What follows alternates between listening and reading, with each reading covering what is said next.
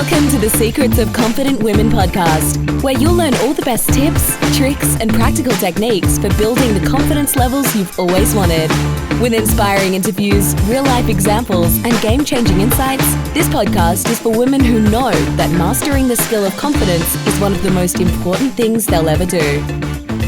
Hello everyone and welcome to this week's episode. This is Jodie and I am so excited about today's conversation because it's a little different to what we've done before. Today I am interviewing Zandra Zuraw, who is the founder of Little Yellow Couch, an interior design coaching platform for passionate homeowners. She's also the host of the very popular podcast Style Matters, which has done over 250 interviews with the most creative people working in the interior industry. With 25 plus years of experience teaching herself how to create beautiful, meaningful homes, she has developed her own step-by-step slow style approach to teaching others how to do the same. And today we are going to discuss how to have the confidence to express who you are through design. So Zandra, welcome to the Secrets of Confident Women podcast. Thank you. I am honored to be here. Thank you so much for having me. No, you're welcome. And I'm just loved when we connected. I loved the idea that we were going to do something around this expression and expressing ourselves because it's such a key point of confidence. And whether that's in our expression of our own clothes or who we are through our homes or all different areas, I think this is such an important topic to cover from a confidence perspective. Yeah, it's loaded too, right? It's like can be very loaded for women in terms of appearance, perception, putting yourself out there. Absolutely. So I'm excited. There's so much involved in this. So a great topic today. So to start with, let's just talk a little bit about yourself and your business. So you covered a lot of it. I have a interior design coaching platform, and honestly, I made the name up as it came from me trying to explain it to my mom. Okay. Who kept going, wait, what? Because my whole business is online. And so she's, I don't get what you do. And she actually said, it's talking about helping people. But do you have clients? Well, not anymore. I don't go into people's homes and do things for them. I don't pick out their paint colors, but I help them with this and other thing. She said, so you're like a coach? And I said, yes, that's exactly right. Mm-hmm. Thank you, Mom. You gave it a name. And I feel like now when I say it, people kind of get it. So yes. And really that my passion is, I figured this out after doing some one-on-ones with people and being their quote unquote designer, that I didn't enjoy it. I really wanted to give people the power, the confidence, to do it for themselves. It's so satisfying. It's such a nice way to explore who you are and to really develop your confidence is through this way of decorating, designing your home. So I love it. Yeah. And I think that's such a great point because you can get interior design that make your home look like a magazine cover. Mm-hmm, mm-hmm. But is that your own expression really? I think having those little things that mean something to you that really bring your own style and expression through your home or, as you say, your clothes or anything. But, we can bring more to that and show more of ourselves through the way you're doing it. Absolutely. I think it's about, well, what do you want to use your home for?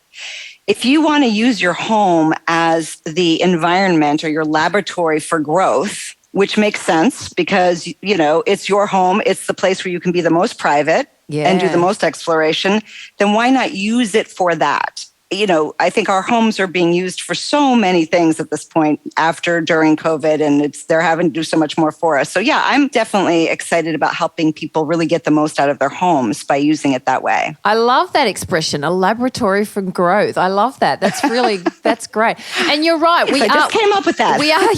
We are spending so much more time in our homes. And we want it to be nurturing and be an expression of us and be more rather than a white magazine covered stale. Or just where you dump your stuff at the end of the day when you come home haggard and tired. Yeah. where everything has a place. I'm very organized. I like to be organized, Zandra. Oh, I love that. All right. So what does confidence or being a confident woman mean to you? I think it means being able to be your genuine self. Yeah. I'm not saying you put everything out there on social media about all of your most private things, but I do think that being able to be comfortable in your own skin, Yes. being comfortable speaking up and just being a part of a conversation and feeling like you have something to contribute, whether or not it's a conversation at a party or it's in a work setting or anywhere. It's that, I think it's being comfortable in your own skin. Yeah. I love that you've got something of value to add. Like you feel valuable and you have the confidence to put that value to contribute to somebody else, as you say, right. Whether it's a party or a conversation or something in a work setting, putting that through. Yes, absolutely. And when are you the most confident version of yourself? I thought this was a great question. I am the most confident version of myself when I let myself think out loud.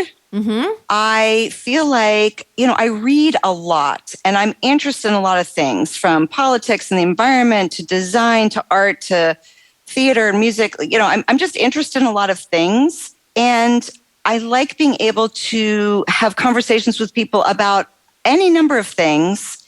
And I feel most confident when I can contribute something that I heard, that I read, that might be of interest. And also when I am able to absorb what somebody else is saying that is of interest, because I'm actually tuned into them and I'm not so worried about what I look like or what I say. Do I sound stupid? Do I look bad? Yes. Where I can actually give them my attention and then we have this back and forth meaningful conversation. Meaningful conversations to me are where I feel the best version of myself. And that, of course, is also confidence. Yeah, I love that. Yeah. And it is, again, that value, that there's an exchange, isn't there? There's a value exchange, and I'm interested in your views and you're interested in my views, and we can connect. So yes, that connection, that back and forth is so invigorating. Yeah. Love it. Okay. Absolutely. Fabulous.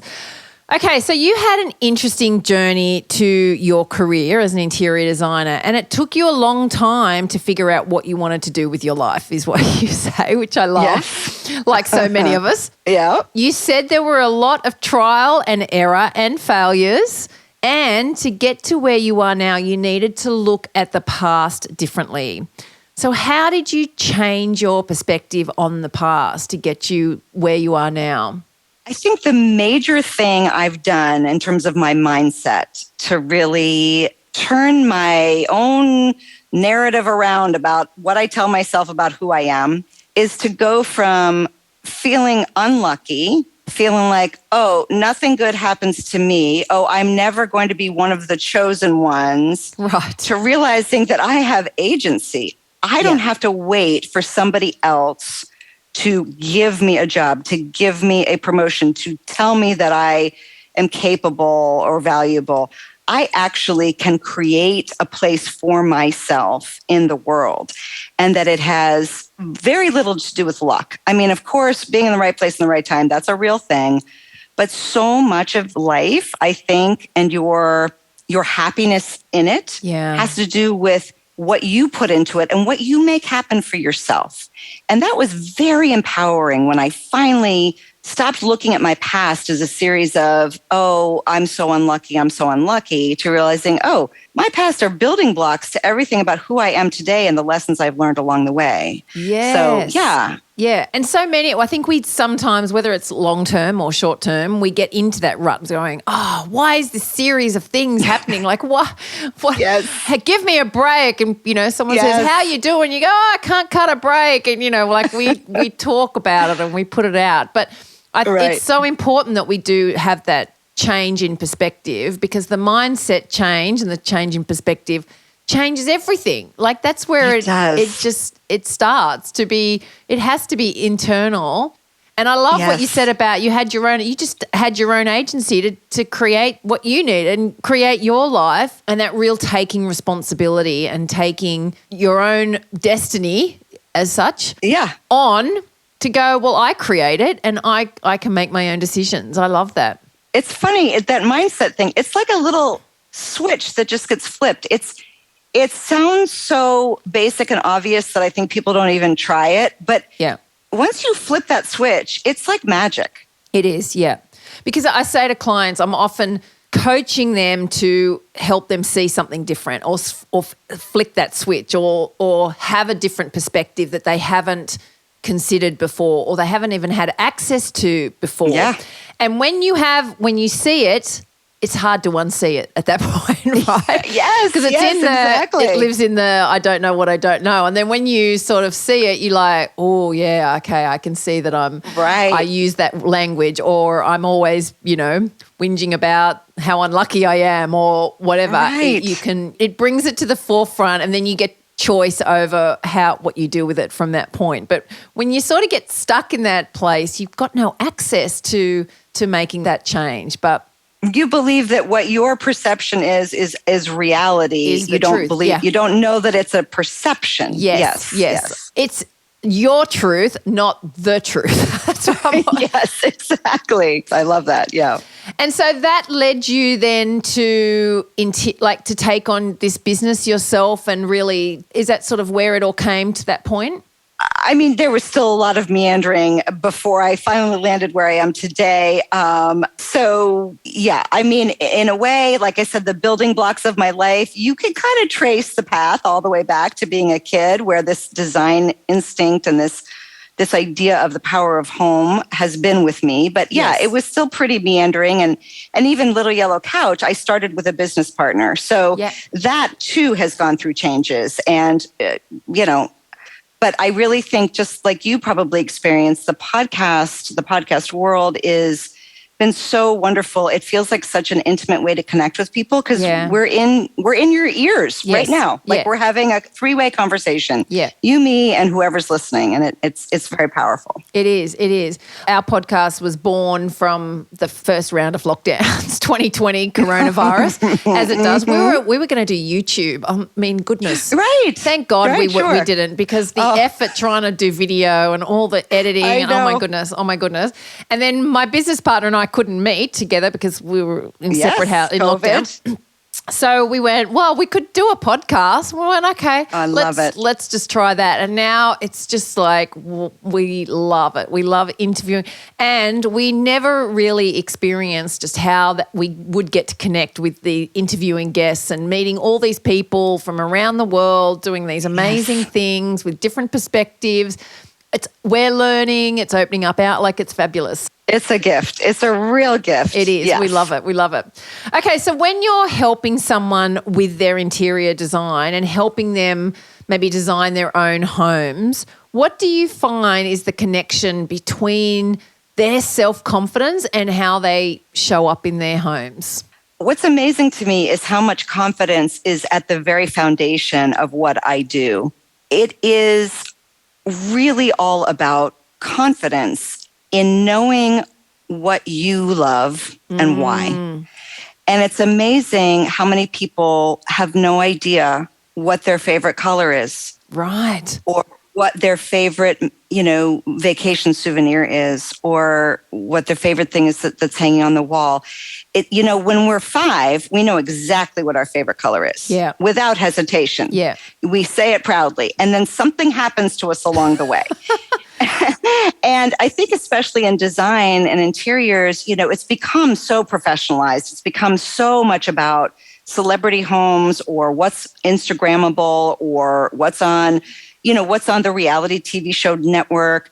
And I think people have really started to buy this notion that you need someone to tell you what works and what doesn't. And I guess I just kind of want to unravel that and say, you actually get to decide, because your goal, presumably, is not to be on the cover of House Beautiful. Yes. Your goal is to love your home and to have the most amazing experience inside your home. So guess what? You get to decide what that is.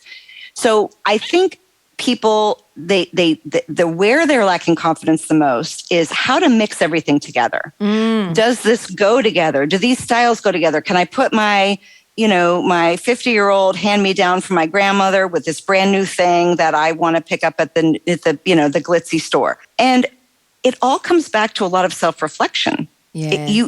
you cannot answer that question without doing some self-reflection. What does this say about me?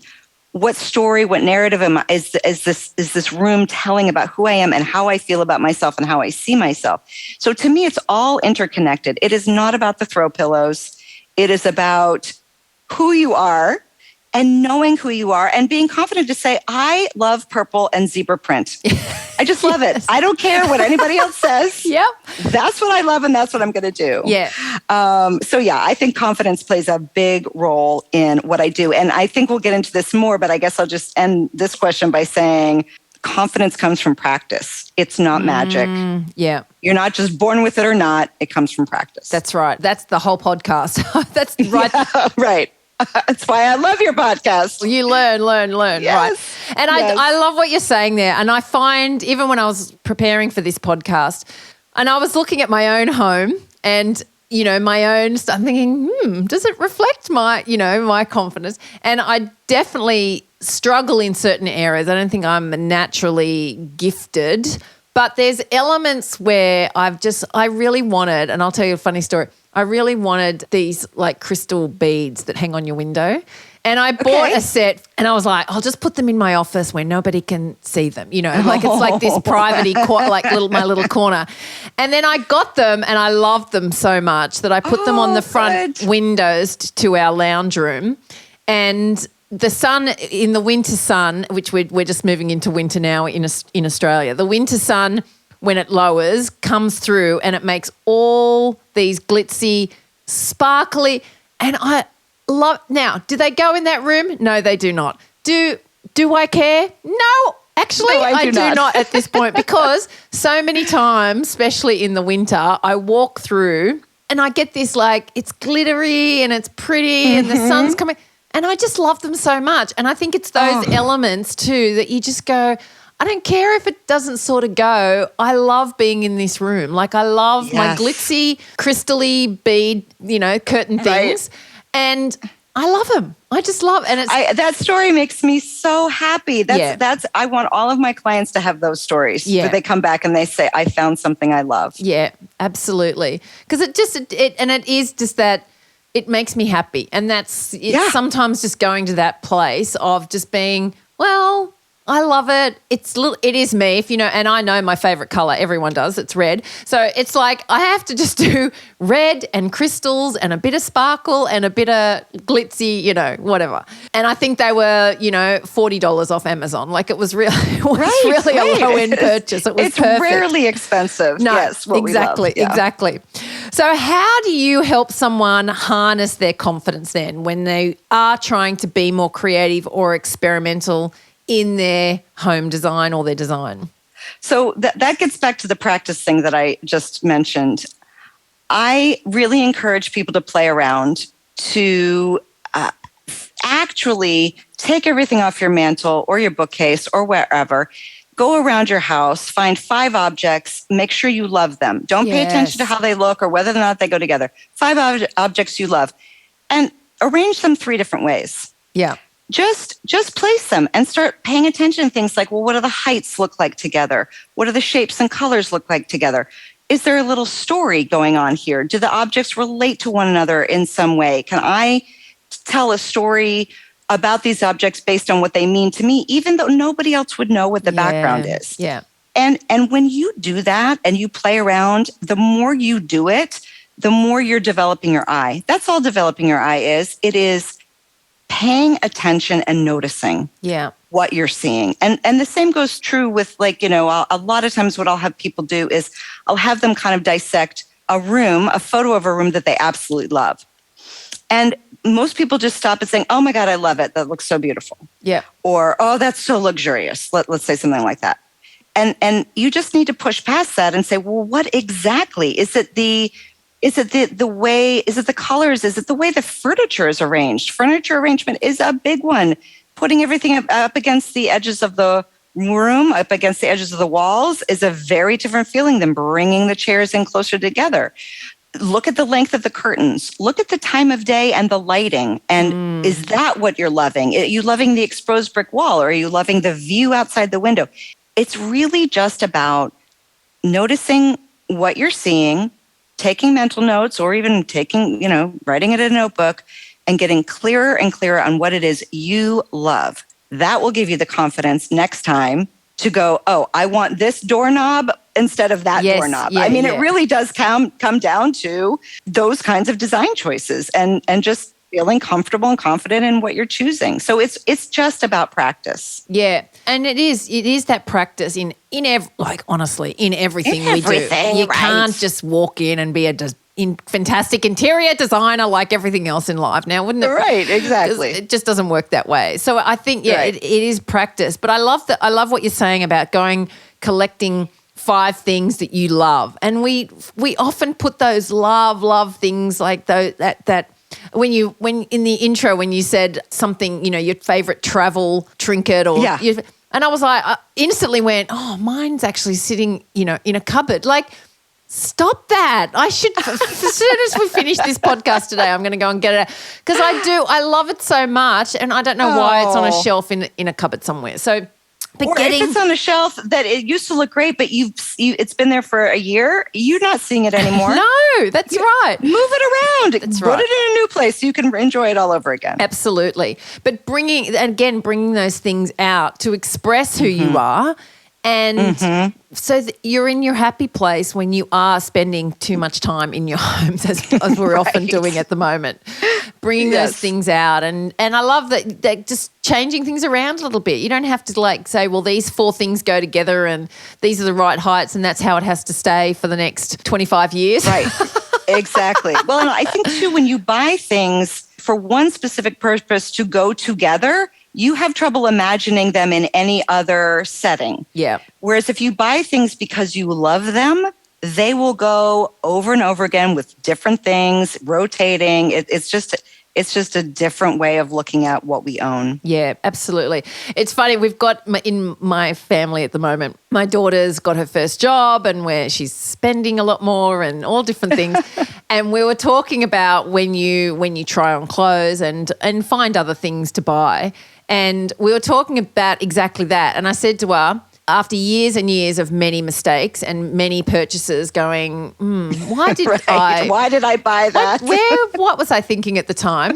I've got to a place called, if I love it, I'm buying it. If I don't love it, it's a no. Like, it's just got to be that. It's got to be I'm not standing in the mirror going, do I like it? Am I sure? Maybe it could work. If I'm doing that, it's a no. And I was trying to explain to her, maybe try to, because, her money is limited in what, first part-time job. So you got to, don't buy it unless you love it. And I think it goes back to that area where you just end up with a whole lot of stuff that you don't really love. You just don't really love. Oh, it's so true. I think that's the best thing about getting older is you get clearer and clearer on what that thing is. Yeah, absolutely. All right. So what is your approach to design that you call your slow style? So after being with the podcast now, I think I'm in my 7th year, 6th year, something like that, and talking to all of these designers, these design professionals, and really trying to figure out what questions to ask them to help me grow personally, help my audience grow personally. What sort of started crystallizing for me is this idea that there really is a framework that I could offer that helps people kind of step by step build their signature style, their own personal, unique style. Yep. Because what I really push against is this idea that some of us are born with a creative gene and others aren't. Some of us are born with an eye for design and some of us aren't. Yeah. I just believe that beauty belongs to everyone. Everyone deserves it. And so it can't be something that you're either born with or you're not. So then the next obvious question is, so how do you teach that? How do you develop it if it doesn't come naturally to you? Yeah. And so, it's taken some time, but I feel like it's now it's kind of got a life of its own, this framework that I call slow style. And it's basically, it comes down to 4 areas of practice, things that I think that if you just work on these 4 things, you are going to develop a home that is like no one else's, and it's going to give something back to you. And so very briefly, those 4 areas of practice are learning how to assess, and that has to do with how to organize, how to make sure the flow in your home is working, how to know what you love and don't love, that kind of thing. Assess what's going on. Yep. The second area of practice to work on is being creative, which is just what we were talking about that idea of practicing. Being creative is not a static thing. I think creativity is very active. You are either practicing it or you're not. Wow. Yes, that's a great way to look at it. Just playing it around. Yeah. Just playing around is what, it counts. Yes. And then the third thing the area of practice is translation. And that's kind of the hardest part for people because it's very abstract. You're taking a source of inspiration that's not another person's house that you're trying to copy. I mean, like a favorite vacation or a painting or a movie that you love or a book. And you're translating that into design decisions. Which lampshades, what rugs, what wall color would I choose if I'm trying to evoke Saint Tropez and my vacation there? And then when you ask that question, so many other things come into it, like sense of smell and what we're hearing, of course, what we're seeing, what textures we're feeling, what kind of furniture we're sitting on. So learning how to translate something very meaningful to you, a source of inspiration that is so personal, and how to create a room that kind of looks like that and feels like that. That's an area of practice that is the meatiest. Yeah. And then finally, I think this is really important, the area of practice of celebrating our homes. We can't work on them all the time. And we have to be okay with them not being perfect.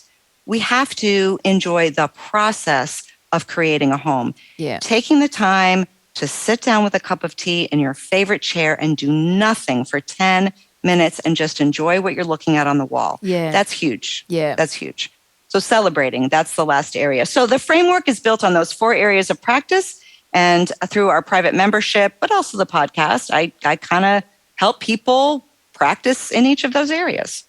And I love that. I love the celebrating part because you enjoy it and then it might change because as we, our homes go through, especially with different age children. I know we're trying to do some different things in our backyard at the moment because we're coming into sort of those teenage middle where they're going to have friends over and barbecues and things, and they're going to have all the, so it's a different purpose now than when I had toddlers and I needed a sand pit, Totally, exactly. And you did everything be fenced in. And they wanted to be with you and now they don't. That's right. Yeah. So it's, our homes do take on different life stages as well where things need changing and updating. And as we've probably, so many of us have gone through, a bedroom, the spare room needs to turn into an office and needs to all these sorts of changes. Especially in COVID. Yes. Yeah. But now, even, my husband who always said I could never work from home, now guess what? 2 days a week he still works from home. Mm-hmm. So he needed an area. We had to, transform a little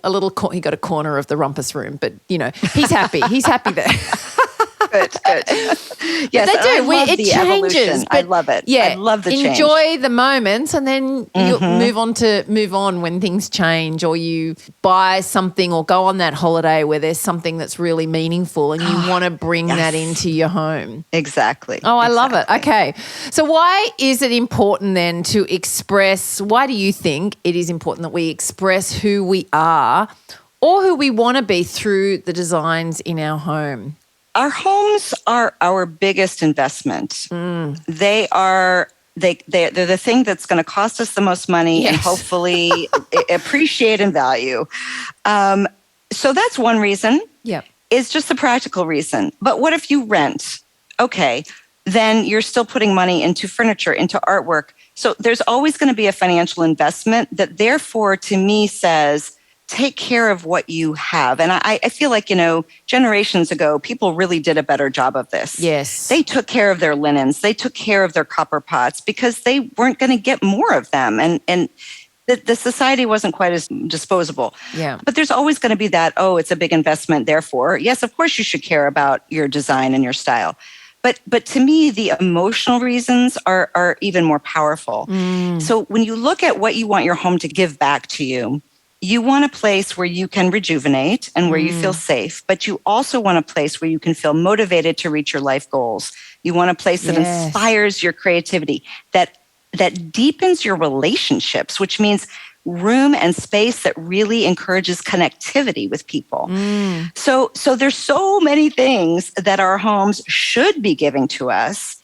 And when you are putting your own style, your own self, you're kind of opening yourself up like a book out there, you are going to learn so much more about who you want to become because you are seeing it reflected back at you. Yeah. And I think it was Gloria Vanderbilt that said, decoration is autobiography. And I love that quote. I just, that is what I resonate with. Yes, we need a safe space and a rejuvenating space to kind of figure out, like you were talking about earlier about our past, like looking at our past and changing our mindset. We need a place to do that in. And then, of course, a place to become who we want to become. So that's why I feel it is so important. Yeah. If we can't express ourselves in our own home, then where the hell can we? Like Exactly. Where are we going to? Exactly. And it's just, I think that's what you're saying, trial and error, starting one step at a time, just finding one corner to transform or make a reading nook or do, and different things will take on its own life. But you want to express, we want to be able to show something of ourselves in our own home, and feel like that nurturing is there when we do need to grow and we want to come home from a really bad day and our beautiful things are around us, or not even beautiful, just the things that mean something to it, whether it's a painting, whether it's a picture from a holiday, whether it's a trinket that you searched high and low on holidays to get or something. Or the softest throw ever that's on your couch, all those kinds of things. And I guess I just want to also just reiterate this idea about the slow part of slow style is that I think it takes the pressure off of this kind of culture we have kind of surrounded ourselves with, which is the instant makeover. Yes. And you know what? It does, let's take that off our plates, please. Yes. It can be slow. We do not have time in our lives to solely devote to making our homes look pretty. Take your time. You're evolving as a human. Let your house evolve with you. I love it. Yes, because who has the time to transform your whole thing in a weekend? Like it just, no, I don't. No, of course not. It has to be slow. Fabulous. All right. So now I love that. And we're going to go on to now our Rise Women Power questions, which we ask all our guests. So yes, I'm ready. I know these questions. Fabulous. Yes. What do you wish every woman knew? I wish that every woman knew that the more they put themselves out there, the more confidence they're going to gain. Oh. It can be the smallest little step. Yeah. Put yourself out there. And you know what? The best part of that is that the next day you go, oh my gosh, I survived. Yes, I survived. I didn't, nobody shamed me. I didn't, curl up into a hole and die. I think that just putting yourself out there a little bit at a time is so empowering. Yeah. And I just want every woman to know that. Yeah, absolutely. Oh, I love, fabulous. Now, what is your superpower? I think my superpower is genuine communication. Oh, good. I feel like I'm pretty good at making somebody else feel comfortable to open up to me fairly early on. And I think I do that by just throwing out a foible of my own or an embarrassing little moment or something so that the person goes, oh, thank God she's just a normal, real person, Yeah. I think that has gotten me very far in life. Yeah. Oh, good. And I have definitely experienced that with you, just meeting you today. So there you go. Thank you. Thank you. Now, we've got a whole shoe thing going on. Are you a heels or a flats girl? Or we have had a whole range of other things that come in, like ski boots and thongs and barefoot, and we've had Wellington boots. We've had a whole range. But we just start with the simple of heels or flats. I'm going to say heels. They become more uncomfortable as I get older, but I am very dedicated to finding comfortable ones. I lean toward the feminine side of style, fashion wise, and I love clothing. Yeah. I love to feel dressed up. Yeah, I am a heels person. Good. Yes, me too. I just love that as well. It does make me feel like me. It's like it's an expression of me. I feel like me in heels. It's just who I am. It's what I'm going to go with. Great. Your favorite quote or rule that you live by? Okay, so the rule I live by is the serenity prayer. I don't know if you guys have that in Australia. Yes. It comes from AA, but it is, grant me the serenity to accept the things that I cannot change, the courage to change the things that I can, and the wisdom to know the difference. Yes. And I think that ability to really, I think women, we tend to feel like we need to fix everyone or help everyone or take care of everyone. And there are so many people whose problems we cannot solve in our families, in our immediate circles. Yeah. And letting them have their problems and their own journey to fix them, let them have that. And knowing when to step in and when not to, what to try to change and what to let go of. That is also very empowering to me. It just is a way to take things off my plate. At the end of the night, I'm going to sleep going, can I solve that right now? No, I cannot. I'm going to go to sleep. Yeah. No. Yes. And I just was having a conversation with a girlfriend yesterday about that exact, and I know the serenity prayer. I've had that in my life for a very long time, but I've forgotten about it. And I love that you've bought that today because it's exactly what I needed to hear, because there's a few things I need to step back from that I'm trying to make look a certain way and they're just not. Yeah. And it's exhausting. It's exhausting trying to make things. So I need the wisdom to know the difference. It is good, solid life advice. It is good. So I love it. Okay, great. Now, who inspires you and why? Honestly, other women, friends that I have made who are able to say no to things. So these are not famous people, so I'm not going to mention their names. No one's going to know who they are. But I mean, these are people who are able to, without hurting anyone's feelings, but also without not feeling guilty themselves, saying, that doesn't work for me. Yeah. I can't do that. You know what? If we're going to do that, I need to ask that we start an hour earlier. Yeah. I admire that, Yes. I just feel like, wow. And what's so great about it is then you know exactly where you stand. They're not these little micro problems to solve, like working out other people's intentions. Exactly. These little grievances that you gather up over time with a friend. And then a year later, you're going, well, that time 5 years ago when you did this, that really hurt my feelings. Yeah, it's so much simpler. Be clear in your communication. I love that. Yes. And so interesting. We have just launched, and I'm going to also say it at the end of this podcast, but we've actually I use a sheet that I've got with 30, I think there's 33 ways to say no. And I use it with my clients all the time because it's something that comes up all the time going, how do I say no to this? So I give them this sheet, and we've actually just put it on our website as a downloadable. And so recently. So I'm going to have the URL at the end of this pod, but it's exactly that. It's exactly that, Zandra. Say no, be able to say no. Even if you cannot say the word no, find a different way to say it that, that's not going to work for me. That's not wishy-washy. You don't want to It's not wishy-washy, but you get the result that you put boundaries into your world so you're not doing a whole lot of stuff that you don't want to be doing. Exactly. Oh my gosh. So horrible feeling. What I love about this sheet of yours is that we do need scripts sometimes. We do. We really do. We need those mantras. So that's really helpful. Yeah.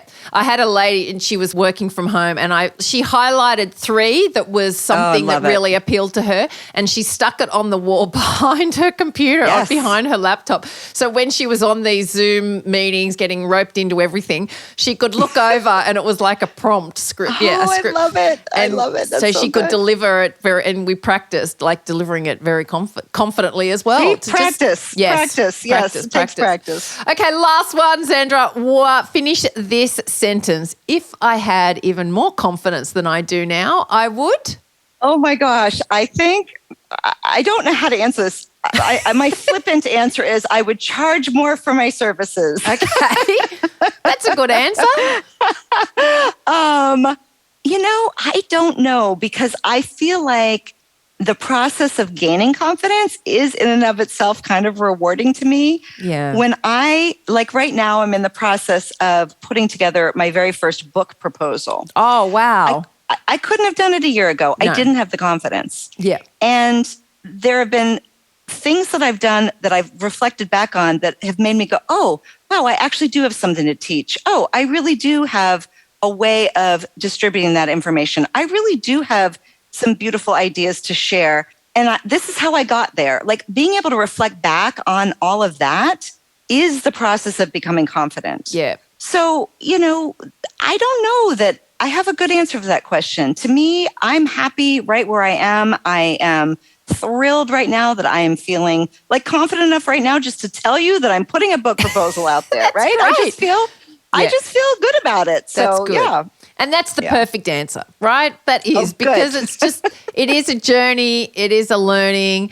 And you're right. There's things that we're doing now that we couldn't have done last year, and probably things that we are doing now that we couldn't even do last month, because exactly. we learn and we keep going and we keep growing and we keep moving forward. So we can't wait to read your book, Zandra. Oh, well, thank you. Thank you. It'll be all about slow style, of course. Awesome. Well, thank you. Look, I've loved today's conversation. I've loved the insight you've brought to design and style and expression and giving us all a little bit of license to just play and have fun and just enjoy the process, really. So thank you so much for coming on and sharing your ideas with us. Oh, thank you so much. Honestly, like I said at the beginning, it's a real honor. Love your podcast. And I have really enjoyed this conversation. Yeah. So thank you. I'm so happy to know you. Same. And thank you to everyone for listening today. And remember, there are so many ways that we can help you become the confident woman you've always wanted to be. So please get in touch. We have a number of free downloads on our website, including a list of 30 plus ways to say no, which is a very valuable resource for so many women. So go to risewomen.com/free to access all our free content. Fabulous conversation. Go and pull out your holiday trinkets that you've got left in a cupboard and put them out today, or your crystal bead curtain that nobody in the house likes except you. Go and hang it up today. And remember, with confidence, anything is possible. Bye for now.